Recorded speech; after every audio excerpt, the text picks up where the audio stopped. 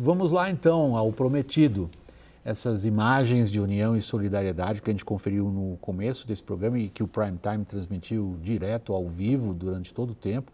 As imagens da reunião do Lula com os governadores, os outros chefes dos poderes, mais os prefeitos e depois a caminhada até o STF, simbolizam união e solidariedade das principais forças políticas e das principais instituições da nossa democracia frente ao que aconteceu ontem. O que muda da política daqui para frente? Primeiro, confira a reportagem de Carol Rosito. Um dia após os ataques, Augusto Aras pediu que o Superior Tribunal de Justiça investigue o governador afastado do Distrito Federal, Ibanez Rocha. A medida acontece em meio à insatisfação petista com o PGR. Após a reunião de líderes no Congresso, o senador do PT, Jean Paul Prats, disse no Twitter que no encontro expressou estranhamento com o silêncio total do Procurador-Geral da República. É necessário dizer que não faltaram o Ministério Público e o Poder Judiciário na busca deste controle. Todos os colegas estão mobilizados para impedir que este evento seja estendido a outras unidades da Federação. Por outro lado, o episódio de domingo pode mudar a relação de Lula com os militares. O Exército cumpriu de imediato a ordem de desocupação do acampamento em frente ao QG de Brasília e Lula teve uma reunião com os comandantes das Forças Armadas. A CNN apurou que o presidente recebeu sinal positivo do apoio das tropas brasileiras que na gestão passada sofreram forte influência do bolsonarismo. O encontro foi comemorado pelo ministro da Justiça. As Forças Armadas brasileiras, até aqui, se mantiveram fiéis à legalidade democrática. E isto é um evento que deve também ser saudado e homenageado pelos democratas do nosso país. Relatório do Grupo Eurásia aponta que, de imediato, Lula fortalece seu capital político com o apoio em massa de líderes no Brasil e no mundo, condenando a violência e o golpismo. Instituto de Pesquisa Quest monitorou as redes sociais e percebeu esse apoio entre a população. 90% das mensagens postadas em redes sociais ontem, nas primeiras 4 horas, já mostravam uma altíssima reprovação, rejeição da população ao que aconteceu. E quais serão os efeitos a longo prazo? Ainda que os ataques de domingo esvaziem, por enquanto, o movimento bolsonarista, o episódio serve para lembrar que Lula tem pela frente um país profundamente polarizado. Com o tempo, a manutenção do apoio popular ao presidente vai depender de outros aspectos, principalmente, dizem os analistas, da economia. A confluência de resultados econômicos negativos com a existência de uma oposição mobilizada disposta a voltar para as ruas poderá dificultar a governabilidade. As análises também projetam que a polarização política poderia ganhar mais força a depender da severidade das punições que possam ser aplicadas a Bolsonaro, entre elas a perda dos direitos políticos. Governistas querem responsabilizar o ex-presidente. O senador Renan Calheiros pediu hoje no STF a extradição de Bolsonaro. Ontem, ao decretar intervenção federal, Lula levantou suspeitas da participação do agronegócio, setor de forte apoio a Bolsonaro, nos atos golpistas e culpou o ex-presidente pela escalada na violência. Todo mundo sabe que tem vários discursos do ex-presidente da República estimulando isso. Ele estimulou a invasão na Suprema Corte, estimulou a invasão, só não estimulou a invasão no Palácio, porque ele estava lá dentro. Lula faz frases fortes, boas, tem experiência. Murilo, o que a gente pode antecipar de alterações no panorama político? Ou uma provocação ao seu intelecto, ou passadas essas fortes emoções, esse sentimento de união e solidariedade provocados pela barbárie de ontem, nós teremos business as usual. Bom, boa noite a todos. O que aconteceu no domingo foi o episódio mais grave desde a redemocratização, pelo menos, né? E talvez não tenha paralelo na história política moderna do Brasil. E terá consequências profundas, é uma cicatriz que irá ficar por muito tempo. Porque não foi um ataque apenas ao resultado eleitoral, foi um ataque às instituições, ao Supremo, ao Congresso e ao Poder Executivo. Como consequência, nós veremos esses 3 poderes unidos né, em resposta ao que aconteceu. Essa resposta, é evidente, poderá aumentar a polarização. No entanto, tanto o bolsonarismo quanto o lulismo dependem daqueles que não são nem bolsonaristas nem lulistas. E o episódio de ontem retira força política do movimento bolsonarista. O Bolsonaro fica menor a partir do que aconteceu ontem. Ainda que ele não tenha ou possa não ter diretamente envolvimento na questão, ele é afetado pelos resultados, porque uma parte expressiva dos seus apoiadores está envolvido nesse episódio. Então, a consequência política que eu vejo, a primeira é uma união institucional forte, que terá repercussões. Eu vejo que a decretação da intervenção na Secretaria foi uma decisão política. Aprovada agora em votação simbólica na Câmara. Na Câmara. Imediatamente o próprio Congresso foi convocado extraordinariamente para fazer essa votação e o Supremo adiante decidiu pelo afastamento do governador Ibanez. Então, essa situação ela é inédita, ela une os poderes em torno de uma resposta clara ao que aconteceu. A segunda consequência é, sim, o enfraquecimento político das forças bolsonaristas. Isso não quer dizer que o Lula e a base governista irá tratorar o Congresso Nacional de agora em diante, não. Porque as agendas são complexas, as agendas são divididas e a base política também de apoio ao governo é dividida. Vamos colocar isso, essa é uma pergunta clássica para analistas políticos, Yuri e Caio. O que vocês antecipam de possíveis mudanças ou não no sistema político? Eu vejo o seguinte, William, essa união, né, institucional ficou simbolizada principalmente pela foto de hoje e pelo quanto o Lula consegue antecipar cujas imagens enquanto você fala, Yuri, continue falando. O nosso público acompanha. E ele próprio menciona na reunião a antecipação desse chamado dele para os governadores, que ele iria fazer no fim do mês, faz agora pela necessidade do momento, mas mantém ainda a relação, essa tentativa de proximidade.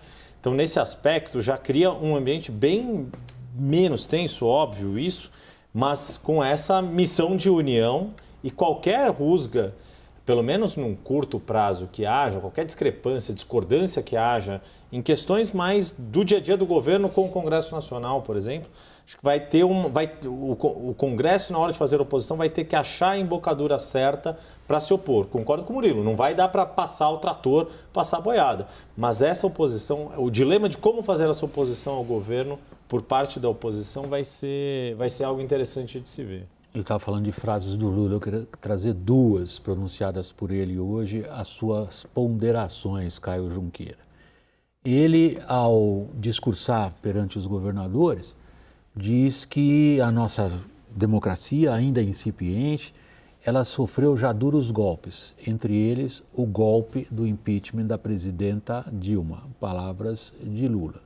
Saindo dessa reunião, ele é cercado pelos jornalistas e aí diz o seguinte: muita gente que não votou em mim não está de acordo com o que aconteceu. A essas eu quero estender a minha atenção.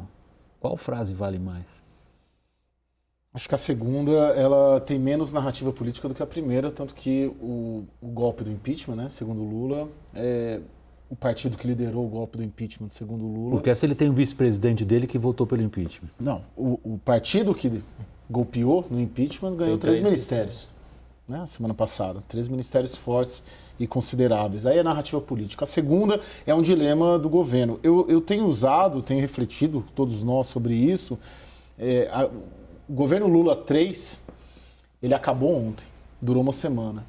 E hoje de manhã começou o governo Lula 4. A gente falou um pouco disso, né, mais cedo, nos corredores. As pessoas não estavam nos corredores da CNN. Por isso você tem a obrigação, né, as pessoas estão em casa falando, escuta, perdoe, eu não estava lá. Tá bom. Oi, William. Eu tenho refletido que o que a gente conheceu como o governo Lula 3, ele durou uma semana e hoje se inaugurou o governo Lula 4, porque a agenda que se avizinhava e que nós debatíamos, todos debatíamos até ontem de manhã, era rumos da economia, política econômica da Haddad, reforma tributária, caso Daniela Carneiro, por aí vai. Tudo isso caiu e a agenda do governo, que era essa, passou a ser a agenda prioritária, uma espécie de busca dos responsáveis por ação, por omissão, tanto os criminosos que estavam lá, como também os financiadores. E ela se sobrepõe a isso, porque não se trata apenas de uma agenda de governo, mas ela vira uma agenda de Estado na medida em que tem-se uma união de todos os governadores e dos chefes do Supremo Tribunal Federal e do Congresso Nacional nessa agenda. Ok. Então, mudou o cenário. Pois uma grande provocação que você faz ao cientista político. Porque o que ele está, no fundo, dizendo é o seguinte, há uma database aí, sem dúvida, há uma linha traçada. Mudou a agenda. Agora, essa agenda ela não vai prosseguir para sempre. Quer dizer, vai chegar um momento, provavelmente vai se abrir uma CPI no Congresso, então vão ter debates. Agora, a partir da eleição dos presidentes da Câmara e do Senado, a realidade se impõe. Daqui a pouco vai estar se discutindo a LDO, vão se discutir agendas que estão remanescentes dentro do Congresso. Então, a vida vai voltar ao normal, ainda que seja um normal diferente, porque o que aconteceu, como eu disse, deixa uma cicatriz muito profunda. Há uma palavra aí a respeito do impeachment. O presidente Lula tenta estabelecer uma espécie de retropia, que é uma utopia do passado. Ele, quando diz que é um golpe, mas é importante lembrar que o Supremo Tribunal Federal validou o processo de impeachment. Então, você pode com o Lewandowski ali presente nessa reunião. Então, a gente tem que ter cuidado, porque ali o discurso político fica contaminando o discurso, as avaliações de mérito e de realidade no momento. Então, é importante separar bem isso aí. Agora, o fato é que, sem dúvida, eu talvez não seja tão radical quanto o Caio dizer que o governo Lula 3 acabou. Eu acho que o governo Lula 3 começou... O Caio é um provocador.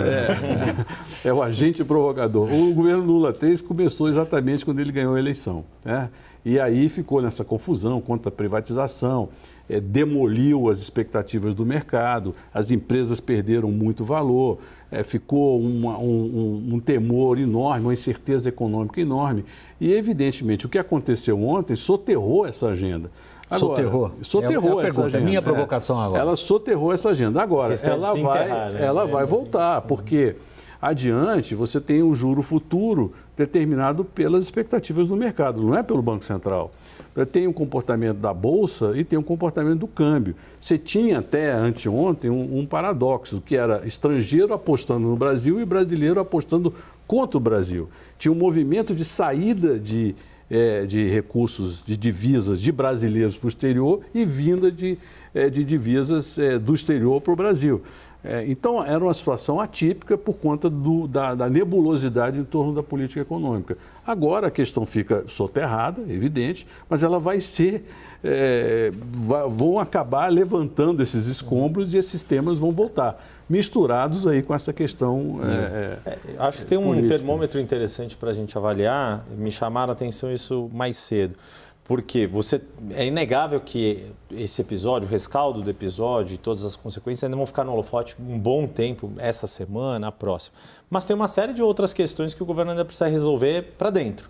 Tem uma série de nomeações ainda de cargos de segundo escalão que isso, à medida que agora houve essa primeira reação institucional de hoje, conseguiu se juntar todas as forças políticas e institucionais, o governo vai querer retomar essa agenda. Precisa, até porque alguns ministros têm uma outra, e aí puxando não só a área econômica, mas alguns outros ministros têm uma outra agenda para a semana que vem, que é a ida para Davos e a manutenção da viagem presidencial de Lula para a Argentina, dias 23 e 24, ou seja... E aquele combinou com o Biden hoje para os Estados Unidos. Exato. Então, a despeito da urgência que se tem e do predomínio da agenda dos atos golpistas e do vandalismo, do terrorismo de Brasília de domingo, tem uma série de outras forças que precisam andar no governo e que o próprio governo, à medida que essas forças se assentarem, talvez seja um pilar para recolocar essa agenda econômica. Vamos devolver uma provocação para o Caio? Tá, só para fundamentar melhor. Não, porque... Já vamos para o Lula 5. Nosso desafio é transformar... O Lula 4 não abandona a agenda do Lula 3, agrega outra. Vou falar uma frase que não é minha, mas é de um grande jornalista, que nosso desafio é transformar pensamentos sofisticados em manchetes brutais. Não, isso não. A frase, muito obrigado pelo elogio, só que a frase você tá citando errado. A frase é o seguinte: a minha prerrogativa profissional consiste em transformar raciocínios sofisticados em manchetes brutais. Foi isso que eu fiz. Então, você que você fez, uma manchete brutal. Vamos usar uma brutal provocação, então, Caio. Quando a gente fala aqui agenda, vamos pegar a tua analogia. Acabou o Lula 3, começou o Lula 4. A agenda, afinal de contas, qual seria então, após as barbáries de ontem? Seria manter uma linha dura, necessária, na minha opinião pessoal, em relação ao que foi feito, aos seus financiadores, seus participantes, seus organizadores e os seus inspiradores, ok? E, ao mesmo tempo, tentar buscar algo que a gente vinha chamando até aqui de pacificação. Pacificação ficou pelo caminho? A linha dura acaba sendo legitimada porque havia uma divergência dentro do governo até que ponto avança-se ou não contra os bolsonaristas, em razão de que há uma leitura de que um avanço muito forte poderia tensionar mais o país. Mas quando eu coloco essa questão do Lula 3 e Lula 4, é que essa agenda que começou depois da vitória e para mim acabou ontem, a minha dúvida, eu não tenho essa resposta ainda, é se essa agenda econômica, intervencionista, predomínio da ala política sobre a ala econômica, se ela será, a partir do que aconteceu ontem, reforçada ou fragilizada. Ou seja, se o governo Lula 4 se abrirá mais... Ele insiste. Se abrirá mais para as avaliações divergentes que há dentro do governo, inclusive em aspectos econômicos, porque a alternativa é isso aí. A alternativa é isso aí. Ou se o fato da alternativa ser isso daí, que estamos vendo ali na tela, não faz o governo aprofundar o que vinha tratando nesses 2 meses de transição, mais uma semana de governo. Uma boa pergunta. Caio, você lembra que na sexta-feira o presidente fez um pronunciamento após uma reunião ministerial onde disse, olha, nós temos que obedecer ao Congresso. Então ele estava dizendo, ele estava dando uma mensagem claramente pragmática. Então ele sabe que dentro do governo dele existe um embate surdo entre os pragmáticos e os dogmáticos. E os dogmáticos tentam impor suas agendas, inclusive dando declarações, como por exemplo a do ministro Carlos Lupe, quando ele dizia que teria uma reforma da Previdência, ou seja, ele estava tentando fazer uma agenda. Aí o presidente vem e diz, não, quem fala sou eu e a agenda quem decide somos nós aqui dentro. Então, eu vejo o presidente marchando numa direção pragmática. Ele pode exacerbar o seu discurso político por conta do ataque ocorrido e é natural que ele faça isso, mas isso não significa que ele vai transplantar essa assertividade para a tomada de decisões populistas ou intervencionistas no campo econômico, porque o mercado vem e pune. E o mercado, o presidente e o governo estão aprendendo que não é apenas meia dúzia de bacanas especulando na Bolsa. É todo um sistema que provê segurança para as transações de cartões de crédito, cartões de débito, hipotecas, compra de carros, investimentos no Tesouro Direto. Quando o presidente Lula foi eleito a primeira vez, existiam 140 mil investidores na Petrobras. Hoje são 1 milhão e quase 300 mil, 1 milhão e 400 mil. Quer dizer, eram pouco mais de 400 mil investidores na Bolsa. Hoje nós temos quase 5 milhões de CPFs. Então, isso que se chama mercado, ele é muito forte e ele é pedagógico. E se as respostas não forem boas, ele vai reagir de forma ruim e prejudicando a própria governabilidade econômica, porque o custo de fazer as boas coisas, de distribuir, de ter programas assistenciais efetivos, vai ficar cada vez mais caro. Então, eu vejo que é um inexorável caminho ao pragmatismo. Agora, esse caminho não será tranquilo, não está pavimentado, vai ter muitos buracos, desvios, atalhos, inundações, acidentes de percurso, mas não há outra salvação, porque o mundo ficou muito sofisticado, a sociedade brasileira ficou muito sofisticada e o governo terá que reconhecer isso. Yuri. Não, eu acho que o Murilo tocou num ponto importante, porque essa dicotomia pragmáticos e dogmáticos sempre esteve presente nos governos do PT e, ao fim e ao cabo, o Lula sempre pendeu mais para o lado pragmático dele, a começar pelas chapas vencedoras dele, né? Sempre que ele montou chapa para vencer, prevaleceu o pragmatismo para vencer. Me parece que a grande questão para ficar de olho ali no Congresso em específico, vou insistir no ponto de como a oposição vai conseguir modular essa oposição e o quanto, aí, olhando agora para o outro lado, para o pragmatismo e para a habilidade política do PT, o quanto eles vão saber usar todo esse contexto do que aconteceu agora a seu favor nas disputas. Quer dizer, muito da retórica que o PT volta e meia faz, quem não está comigo é golpista, nesse caso acaba ganhando um pouco mais de concretude do que em outros momentos. Para finalizar nossa edição hoje, uma pergunta difícil, talvez valesse um programa inteiro em cima dela. Murilo, vou passar a vocês três essa função. Nós temos uma sociedade profundamente dividida. Isto não é uma maneira errada de descrever a realidade. Acho que é a única maneira possível de descrever a nossa realidade política agora. A profunda divisão que a eleição não ajudou a sanar até aqui, ao contrário, parece ter aprofundado essas divisões. São divisões sociais, em boa parte são divisões geográficas também, atravessam os vários segmentos, tem componentes religiosos nisso. O que a barbárie de ontem altera nisso? Ela aprofunda. Acho difícil a gente imaginar que todos os bárbaros, os criminosos estavam ali. Muita gente que raciocina como aquilo, muito embora o governo, o próprio presidente, o Arthur Lira disse que é uma minoria, não, tem muita gente que faria aquilo, que faria o que fez. No curtíssimo prazo, de certa maneira, como um ministro me disse hoje, não dogmático, a oposição deu um presente para o Lula, porque no curto prazo ele consegue se estruturar, mas é exatamente aquilo. Se ele não responder com resultado, se o governo Lula não responder com resultado, isso se aprofunda. As divisões na sociedade vão se aprofundar. Uma manchete brutal, o que acontece? Depois disso, do episódio da barbárie, é isso, é como lidar com a polarização que está colocada. Eu ouvi um termo hoje, desses atos, por exemplo, que ocorreu na Faculdade de Direito da USP, o palco daquele 11 de agosto, e hoje, novo manifesto, novamente lido pelo ex-ministro José Carlos Dias, falaram, olha, a frente ampla da sociedade está aqui. Quem me disse isso foi o Oscar Vilhena, que também um dos articuladores no 11 de agosto, e falou, olha, a sociedade civil se mostrou organizada, ainda que na sua pessoa física, não foram as entidades, mas reagiu rapidamente a tudo o que aconteceu.